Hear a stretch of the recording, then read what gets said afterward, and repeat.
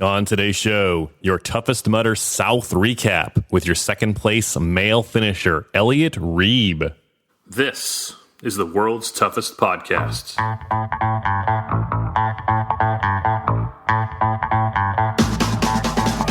Welcome to the world's toughest podcast, where we talk about any obstacle course race you'd like, as long as that's world's toughest mudder. Each week we talk to members of the WTM community and share stories of success and failure in the single greatest event in OCR. My name is Will Hicks, and this is the world's toughest podcast. Welcome back to World's Toughest Podcast. My name is Will Hicks. Thank you for listening. You are listening to the number one rated obstacle course racing podcast in the world because of listeners like you leaving reviews on Apple Podcasts and Amazon.com and Stitcher and Facebook. Forgot about Facebook. You can leave a review there. Honestly, Apple Podcasts is the place to be, though. Something like 85% or 80% of podcasts downloaded go through Apple Podcasts, which is amazing. What did you think of Champions Week last week? All week long, last week, we talked with a different past champion of World's Toughest Mudder. Ryan Atkins, Rhea Coble, Steph Bishop, Christopher Mendoza, Trevor Cichosz, Amelia Boone. We got great feedback from listeners. Thank you. Those of you who emailed me and left reviews on Apple Podcasts. I literally, I've told you before, I'm sitting in my office all by myself, looking at an empty chair across the desk from me, and that chair is not giving me any feedback. So thank you for letting me know what you like and what you don't like. It's not perfect. I'm not perfect. No one's saying that. But anyway, thank you for the feedback. I appreciate it. Someone else who enjoyed it, the past champions enjoyed it. I heard back from a couple of them. So we're going to do that again next year. I'm not sure when next year. I don't know if this is the best time of year. Maybe it's the beginning of the year. We have Elite Week right before World's Toughest Mudder. And I think Champions Week is a good, not counterpoint, but a complementary themed week with Elite Week. So we'll figure that out. Anyway, thank you for letting me know what you thought. On today's show, we are going to talk Toughest Mudder South with Elliot Rueb. Elliot won first place in the team relay at Toughest Mudder Central in Minnesota a couple months ago. Last week, he won second place in the individual race, in a great race with Trevor Cichosz. We heard from Trevor last week during Champions Week.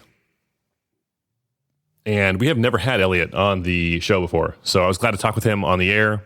And I believe he could be a threat for the podium at World's Toughest Mudder if he ends up running solo. He talks about that a little bit in our talk, whether he's running solo or team. He's still looking for a teammate. If you're fast and you want a teammate, find Elliot Rueb on Facebook. Rueb is spelled R-U-E-B. Elliot Rueb. Before we start, you can email me at willhicks@gmail.com. You can follow the show on Facebook, Twitter, and Instagram by searching for World's Toughest Podcast. And you can follow the OCR report. If you enjoy obstacle course racing and not just Tough Mudder, World's Toughest Mudder, you should check out the OCR report on Instagram. You can also follow our other great podcasts from the OCR report, Obstacle Running Adventures and Overcome and Run with Heather Olson.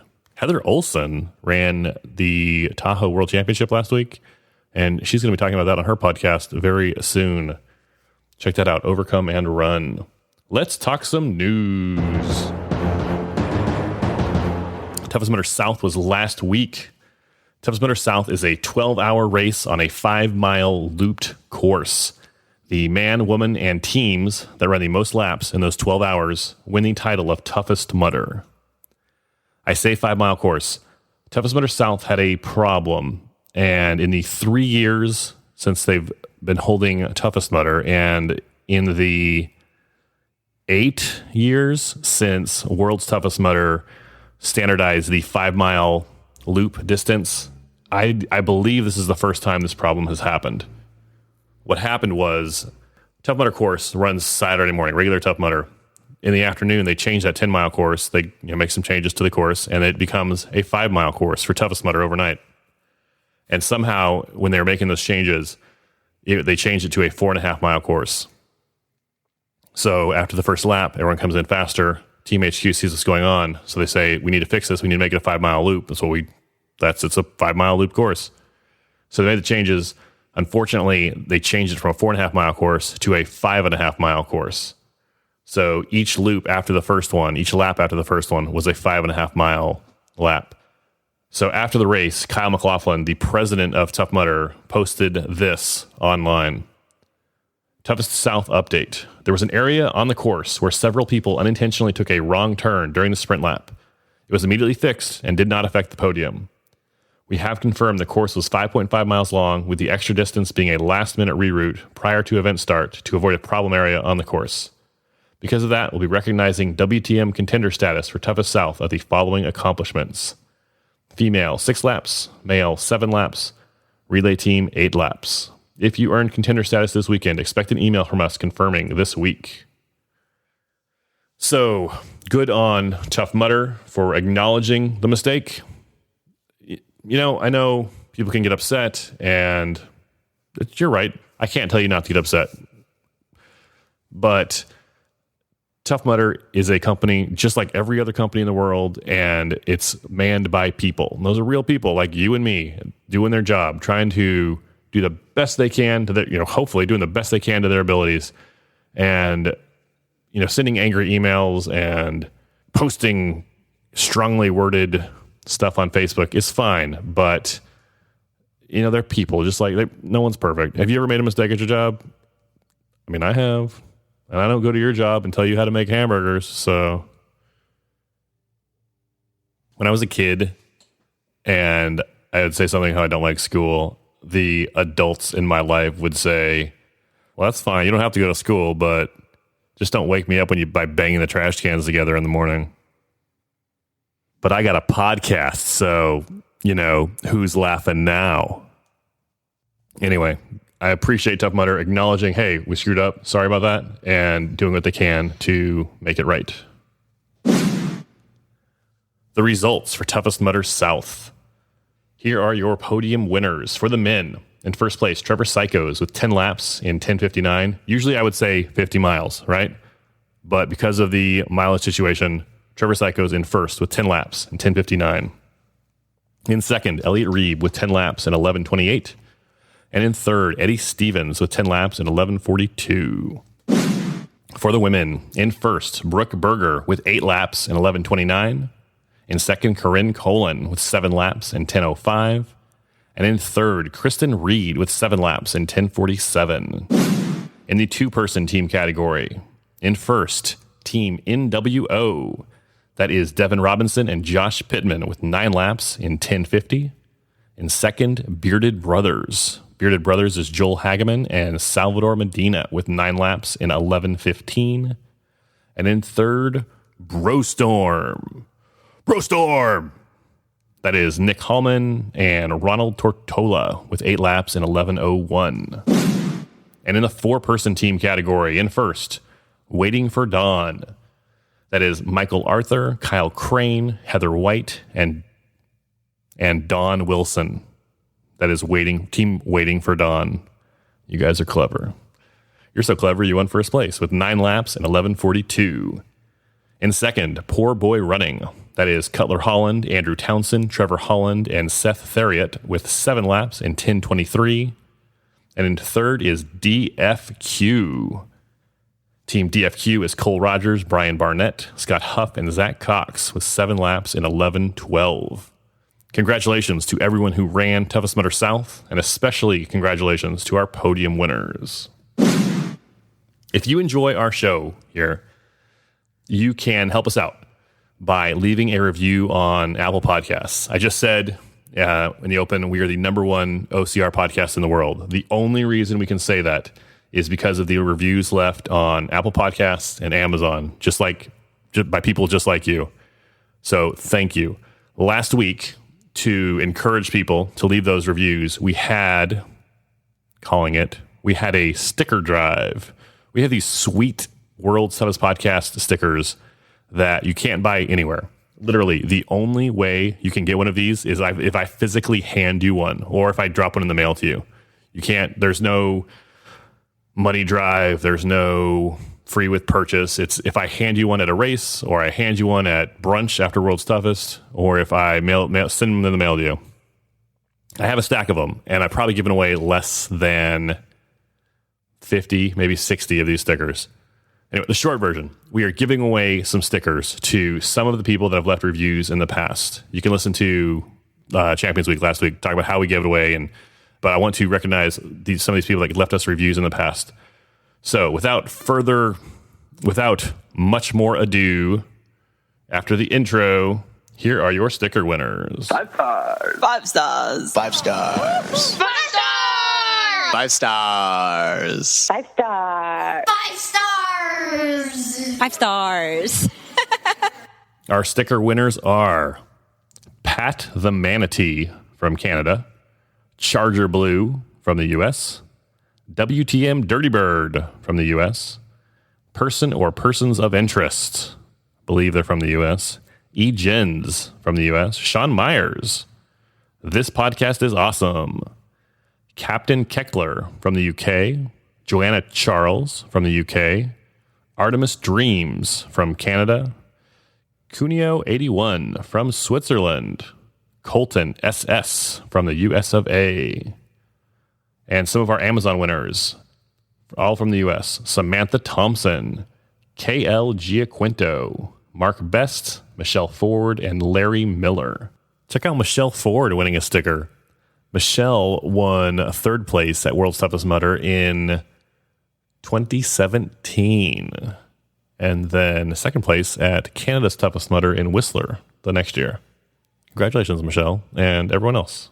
Some of those are obviously real names, and some of them are, I don't know who Charger Blue is or WTM Dirty Bird, but you 17 people, send me an email, willhicks@gmail.com, from the same email address that you leave your Apple podcast reviews or your Amazon reviews, with your name, your mailing address, and your cell phone number, and I will drop your stickers in the mail. If you would prefer that I give them to you in person, I would be happy to do that. I will be in Atlanta the weekend of November 15th and 16th. I should also be in Vegas. I can't promise you Vegas right now. I have something I'm doing overnight Friday night, so I'm going to have to fly in or drive up from San Diego Saturday morning. So I'm like 90% sure I'll be in Vegas, not 100%. But I'll definitely be in Atlanta. If you'd like me to give them to you in person in Atlanta, I would love to do that and shake your hand and tell you thank you. But if you just want them in, like right now, you want them in the mail, let me know. Shoot me an email. Shoot me an email either way. willhicks@gmail with your address, your cell phone number, and I will get you your stickers. If you would like to help the show, if you'd like to be a part of the show, like those 17 awesome people, you can leave a review also. Open the Purple Podcast app on your iPhone or iOS device. Search for World's Toughest Podcast. Click our logo and then scroll down to click Write a Review, and I will read it in a future episode. You can do the same thing on Amazon. Elliot Rueb placed second in the individual category behind former World's Toughest Mudder champion Trevor Cichosz. It's time to talk with Elliot Rueb. Let's go to the phones. Elliot Rueb, welcome to the show. Hey, Will. Thanks for having me on. Elliot, you finished second at Toughest Mudder South last week. It's been a couple of days. How do you feel? Finally starting to feel better. The first 36 hours or so were definitely rough. Traveling back was difficult right after the race. I was pretty tired, beat up, got a fever while I was traveling back, so that was difficult. But after I got myself a full night's sleep, I'm finally starting to feel a little bit better. I messaged you the morning after the race, and you told me you were in the fetal position in your bed. Yeah, as soon as I made it back to the hotel, I wasn't doing so hot. I was curled up in a ball right after I got out of the shower and had to call down for an extended checkout. And I think I left the hotel at 12:59 as the maids were knocking on my door to get me out of the hotel room. I feel bad for those maids sometimes. Like you change out your wetsuit in the bathtub maybe, and you don't get out of there until they're trying to like finish their shift and go home. And you're like, look, I can barely walk. I'm sorry. Yeah, I do my best to clean up after myself, but there's only so much you can do after you just spent 12 hours in the mud. Let's talk about the race. You finished in second place. You ran 10 laps, which usually we would say, 10 laps, that's 50 miles. but that wasn't exactly the case this weekend. Yeah, it was weird. The first lap of the race seemed like it went by pretty quick. I think I only had 4.5 miles, and we finished that in about 38 minutes. And after that, all of a sudden, our laps dropped down to about an hour right away. My official mileage ended up at 50, and my watch had me right around 58. How many penalties did that include, do you think? I only had one penalty. I failed just the tip at the end of the gauntlet, my second to last lap. TMHQ came out with an announcement that said, other than the first lap, each lap was about 5.5 miles. So your 58 miles was probably pretty close. Yeah, definitely. It would have been cool to get credited for that additional 5 after Kyle's announcement yesterday. But I mean, regardless, it was still it was a great race. It was fun running against Trevor out there and pushing myself. Let's talk about the race. The weather I saw was unusually warm for a toughest. How did that weather affect your race? You know, it started out pretty well. I live in Reno, so I'm used to the dry heat, and I've been running pretty much every afternoon. So I'm used to running in 90 to 100 degree heat. But down in Dallas, the humidity definitely got the best of me. I started noticing it probably my last 3 laps, where I just absolutely could not keep myself hydrated. I was taking salt tabs, stopping at the water stations for extended period of time, trying to get additional water, but that humidity definitely got the best of me. Tell me about the crowd there. How many people were there? What was the kind of the vibe like before the race started? Before the race, it was great. People were running around. It was great seeing the community. It's always great getting to see the Tough Mudder community and all the family members out there. You don't get to see everybody that often, but it's great getting to see the community. I think there were right around, 270, 280 participants in the race from an individual standpoint. So not the biggest race, but there was definitely still some good competition there. Tell me about your race at the beginning. I saw it was dark when the race started, which was different than Minnesota. So you had the headlamps, you had the flashers. How did you start the race off? Yeah, so I went out definitely too fast. I think I ran the first 2 miles of the race in the lead, and that's definitely not where I wanted to be. I know when I was running in Minnesota with Greg as a 2-person team, we wanted to go out hot and definitely take advantage of that sprint lap. But going individual and having to be out there for the full 12 hours, I wanted to slow it down a little bit. Being in the lead definitely wasn't where I wanted to be, but I think I backed off after the first 2 miles and let quite a few people pass me. I think I finished just inside the top 10 that first lap.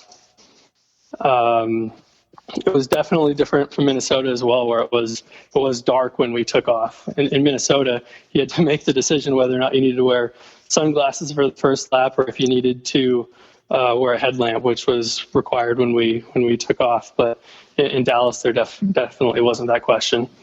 That's a conversation everyone has, especially the first timers when they have the sprint lap. Do you go for it and try to get past as many obstacles as possible, but kind of risk, overexerting yourself? Or do you just kind of take it easy and, if you pass obstacles, great, but we're not going to burn ourselves out on the sprint lap? Where do you usually fall on that?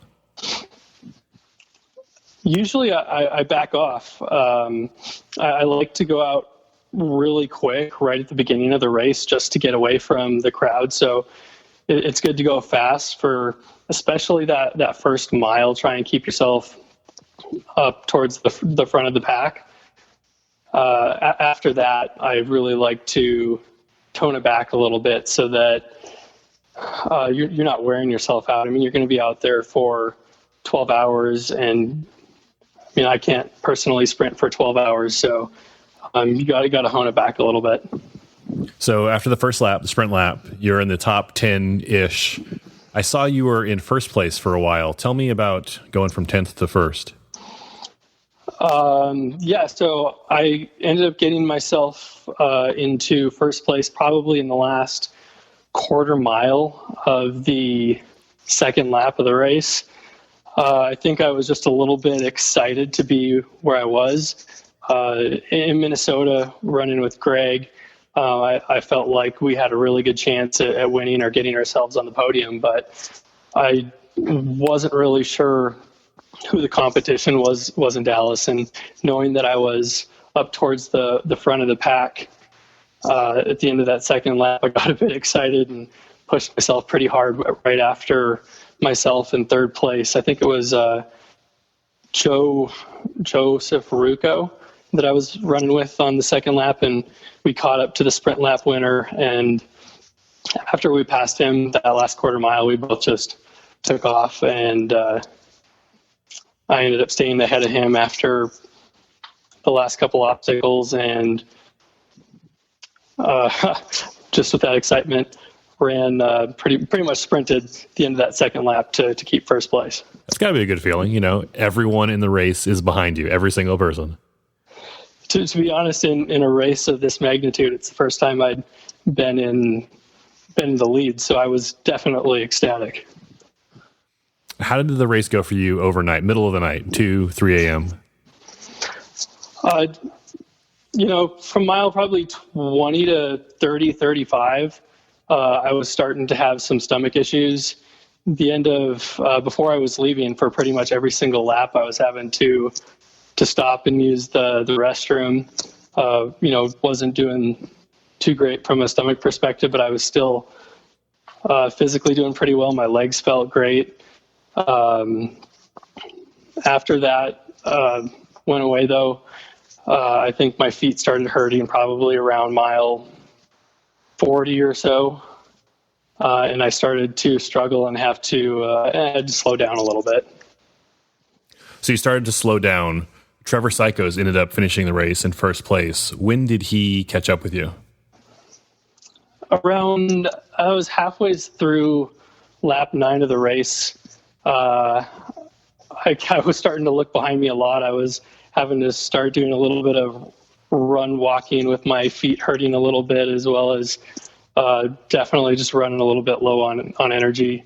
Looking behind me halfway through the lap, I saw somebody moving pretty quick, and then once he got close enough, I'm like, that's definitely what Trevor was wearing for the race. And he came up on me and he asked me if I was Elliot. We hadn't officially met each other up until that moment. We probably ran together for 3-4 minutes, had a good conversation. He assured me that the race was between him and I, but I could definitely tell that he was running quite a bit stronger than me at that point in time. I think we ran up on it was one of the slackline obstacles, and he made it through the obstacle quite a bit quicker than me and just took off. At that point in time, I was just pushing to keep second place, and happy to run a really good race against an athlete of that magnitude. What does that feel like? You're in first place. You are being hunted by the guy, probably the second best resume, world's toughest resume after Ryan Atkins. And he's right behind you, and he's coming on strong. What are the emotions going through your head?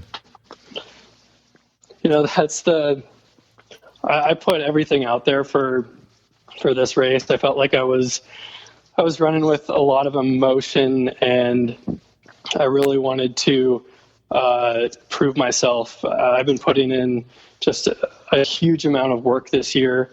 My mileage has gone up, and for everything to finally pay off was amazing.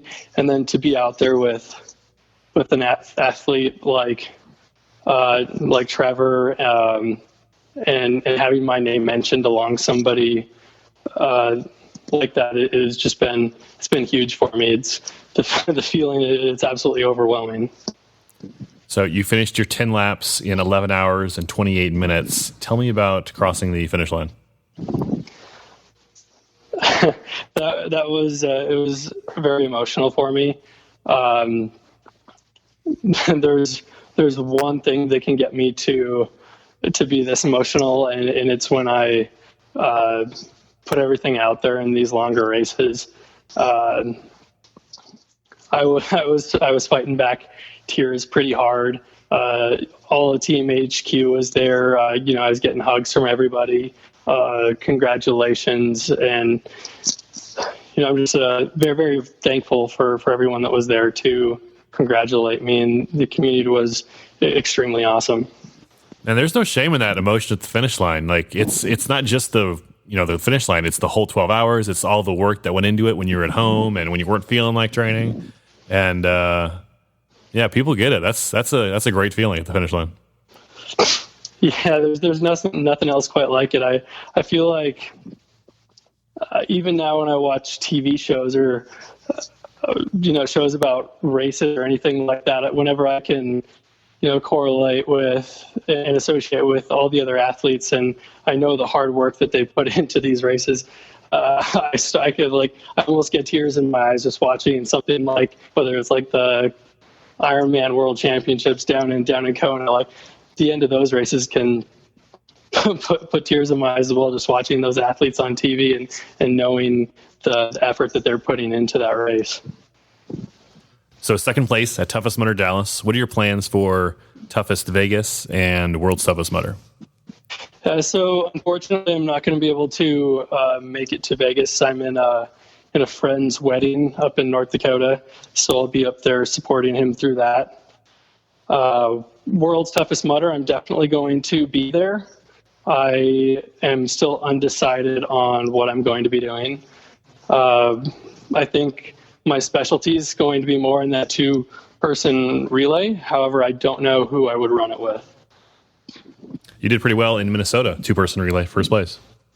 Yeah, Greg Waller and I ran as Tahoe's toughest and put up 65 miles. We both ran a really good race up there. Talking with Greg, he wants to try and see what he can get as an individual at World's Toughest.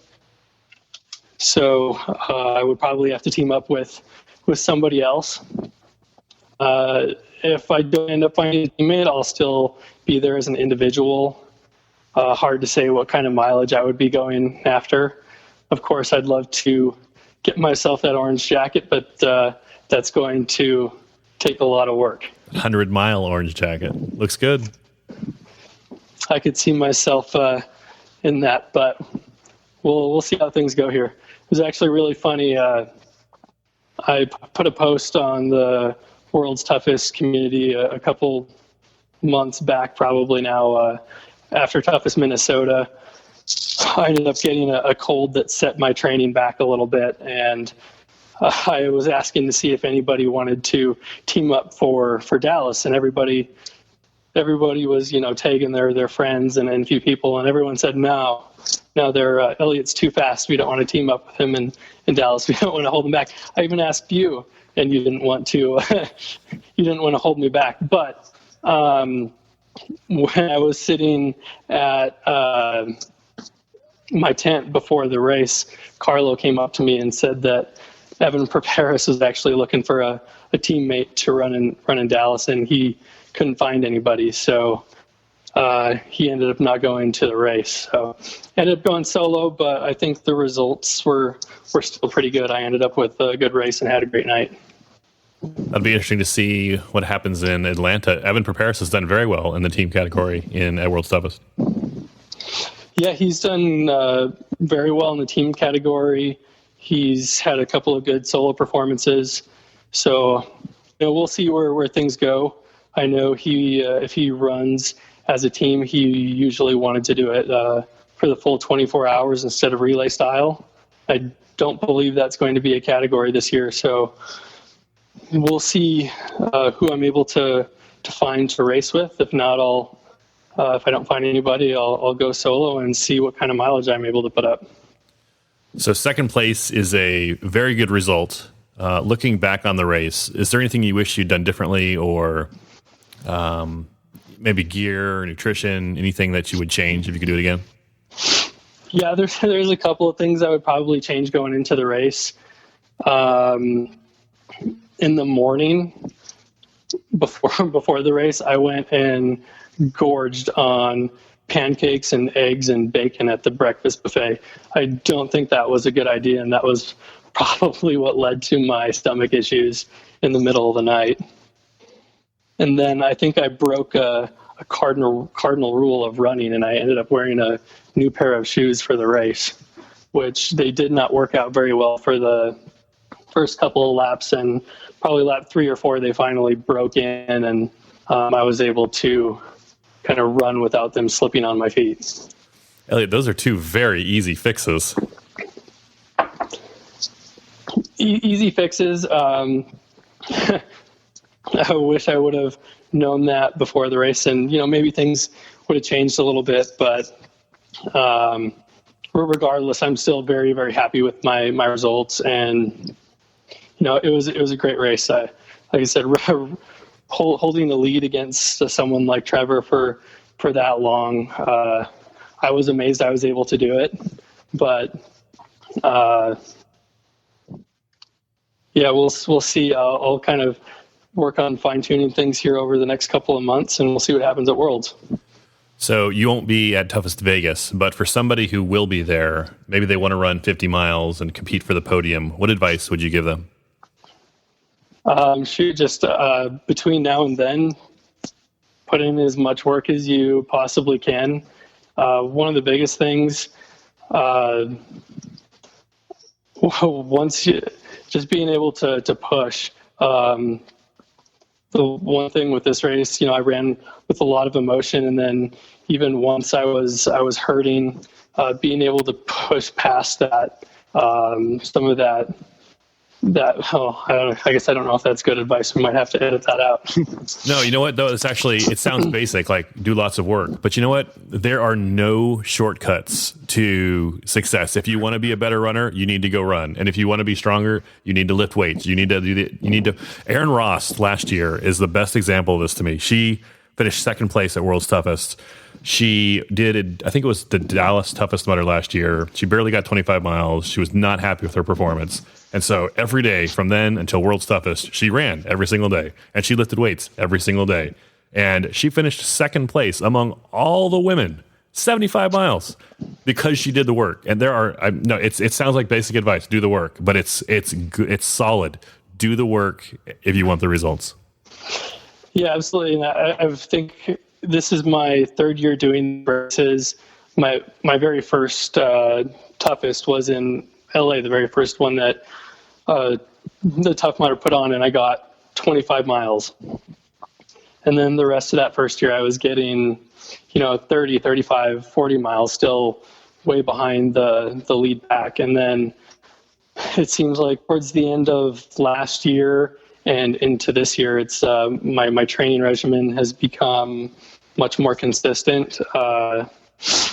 Training at least right now, probably the last 4 months, as long as I'm healthy, training twice a day. I get up every single morning, and at minimum it's 2 to 3 miles and a quick circuit workout. And then at night I'm either out running or I've been fortunate enough to start doing some climbing and made some really good friends in the climbing community here in Reno, where I've been working on grip strength more. So if my second workout of the day isn't lifting or running, it's going to the rock climbing gym and working on my grip strength, which has been a big factor in these races as well. Elliot, do you have any sponsors or anything you want to plug? No sponsors to this point. It'd be great to get hooked up with someone, but for right now, I'm going solo. Elliot, how can people find you on social media? So I'm just Elliot Rueb on Facebook and Elliot.Rueb on Instagram. How do you spell Rueb? Rueb is spelled R-U-E-B. Elliot, any last thoughts on Toughest Mudder South or anything else? Just a big thank you to all my family and friends before and after the race. They've given me a lot of support, leading up to and before this race. Big thanks to the entire Tough Mudder community, especially people like Joe Herman and Francis Lackner up on Everest. I don't know what a lot of us would do without people like them supporting us through the entire race. Elliot Rueb, thanks much. All right, thanks, Will. Special thanks to Elliot Rueb for appearing in this episode. Well done, Elliot. Did you run Toughest Mudder South? Are you going to be at Toughest Mudder West in Vegas? Let me know. If you want to call your shot for Vegas, shoot me an email, willhicks@gmail.com. Tell me how many laps you're going to do, and I'll call you out, man. I don't care. I'll keep you honest. Hey, Joe Schmo, you said you'd run 8 laps, and you've only done 6. You better get back out there. Leave us a review on Apple Podcasts. I will talk with you soon. Go spend time with someone you love.